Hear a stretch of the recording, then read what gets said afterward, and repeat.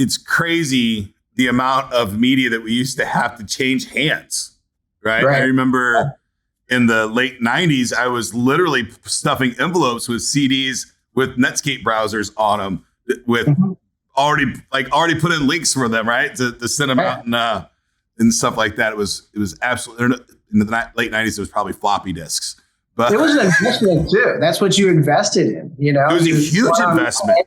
Yeah. I mean, our franchise, our corporate franchise had it all there. I didn't have to do anything to replicate it. It was just, I just had to order it, you know, but it was an investment. Right.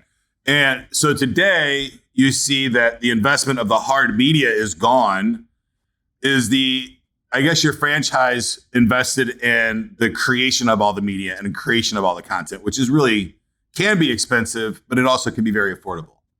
Absolutely. I mean, you have to have the social media part of it now. I mean, you can't not be on Facebook or Twitter or any of those things. I mean, you can dislike it, but if you want to be competitive, you have to have it, right? Right.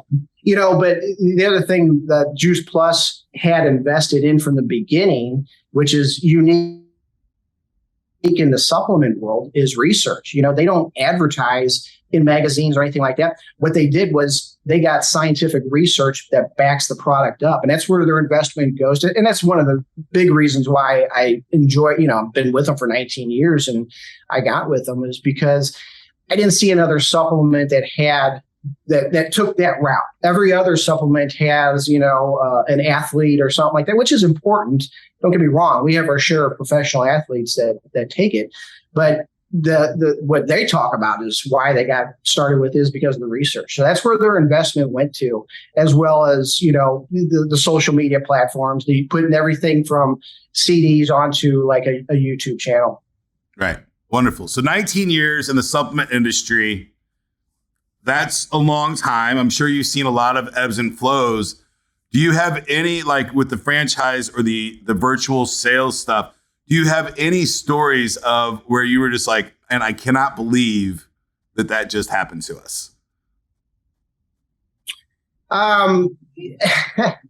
You know, it is a funny story that the CEO of the company tells. It was prior to me coming on board, but it is kind of funny because they were going with an athlete, and the athlete that they had chosen was O.J. Simpson, and that was obviously prior to what happened. And so the CEO talks about, hey, you know, all of a sudden he turns on the TV and he sees this white Bronco being chased.